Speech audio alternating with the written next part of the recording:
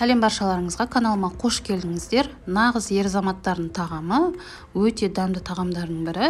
Қазан кебап жасайтын боламыз. Тауық етінен өте дәмді болып шығады. Ол үшін ең алдымен қызып тұрған тапамызға сұйық майымызды құйып, картошкаларымызды қып-қызыл қуырып алатын боламыз. Айта кететін жағдай, каналыма тіркеліп алыңыздар. Үнемі жақсы рецепттер салып отырамын.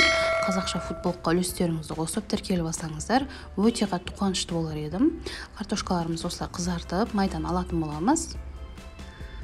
Бүтін тауық етін осы майда қуыратын боламыз. Тауық етін алдын ала жуып, жақсылап кептіріп, сосын қуырсаңыздар, майы жан-жаққа шашырамайтын болады қатты. Қайта-қайта аударып отырып қуырсаңыздар, бір келкі болып қуырылатын болады, бәр жері қызарып. Осылай тауық етін қызартып қуырып алғаннан кейін майдан алатын боламыз тауық етін.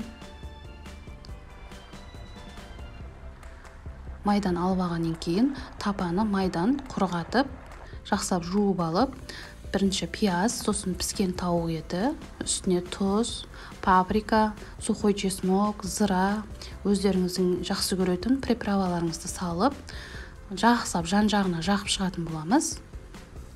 Бірінші бетін, сосын екінші бетін тура солай тағы да істеп шықтым. Картошкаларымызды жан-жағына осылай қойып шығатын боламыз.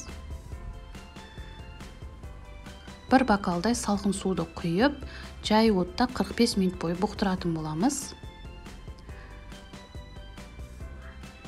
Өте тойымды, ыстық тағамдарымыз дайын болды. Міндетті түрде жасап, жанұяларыңызды қуантыңыздар. Әсіресе күйеулеріңізге қатты ұнайды деген ойдамын.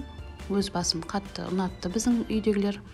Ас болсын, міндетті түрде жасап, жанұяларыңызды қуантыңыздар. Рецепт ұнаватса, лүпіл басып, каналыма тіркеліп кетіңіздер.